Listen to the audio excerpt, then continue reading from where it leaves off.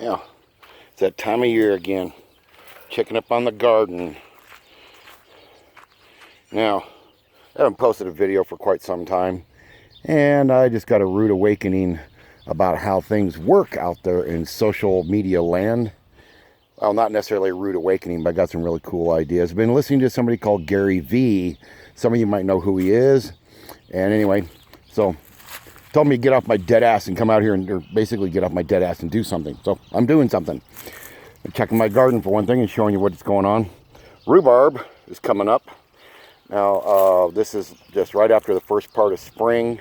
You see a lot of stuff isn't really doing. I still got to get out here and clean things up.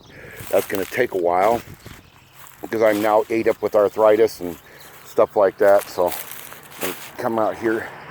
It makes it kind of difficult to get around.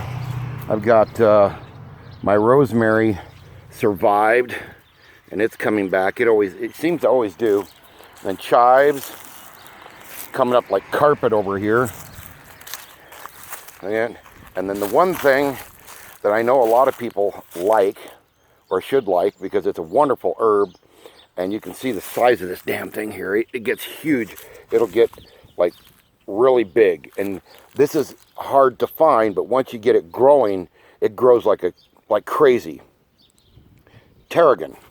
And this stuff is wonderful on fish and chicken. I haven't found anything else to cook it in just yet. I'm still working on that. But yeah, it's starting to come up right here. I don't know if you can see it. Little greens coming up. But this gets to be basically just a huge bush.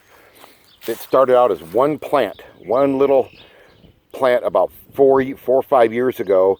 And I just keep putting it in a bigger pot, and it just keeps getting bigger and bigger, and it comes back every year. Doesn't matter if it freezes or anything, it just keeps coming back. A hardy plant.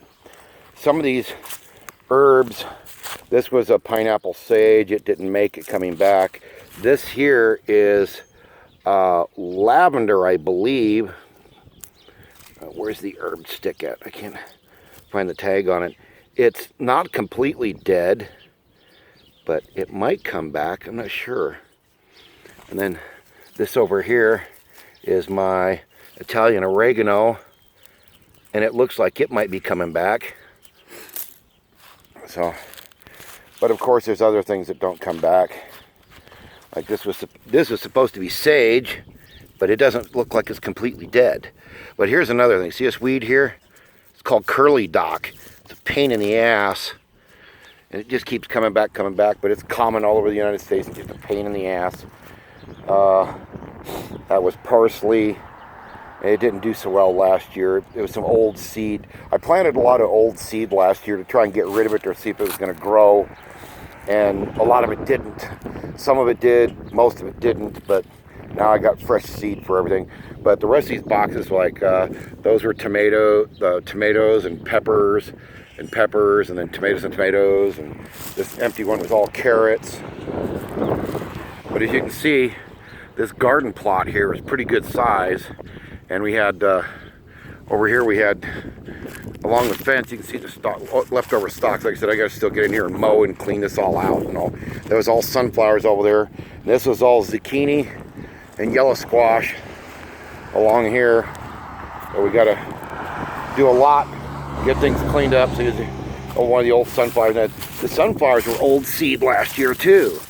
So they didn't actually turn out too well, so we're gonna have to do all fresh seed. We got fresh seed for this year to do this, but I have a lot of work ahead of me, and this is all grown naturally. I don't use any synthetic fertilizers or anything.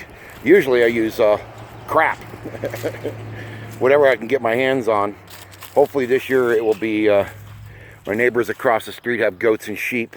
Maybe I can they got some stuff over there. I get them to haul it over here and dump it in here, and I'll go ahead and just fill everything up with manure and get it all fertilized up. But the one thing that's bothering me and I'm waiting on, these two barrels here are supposed to be asparagus, and it hasn't come up yet. Still waiting on that. I don't even see any little ones coming up yet. Oh, wait a minute, what do we got over here? Oh no, that's just a little, look like a little bead of fertilizer in there from some older dirt that I mixed with this potting soil. But yeah, So there we go. What do my tanks look like this year? Oh, not looking too bad. Don't need much cleaning. They're doing pretty good. Sometimes they get really nasty if the water from over the winter gets in there and hangs out in there.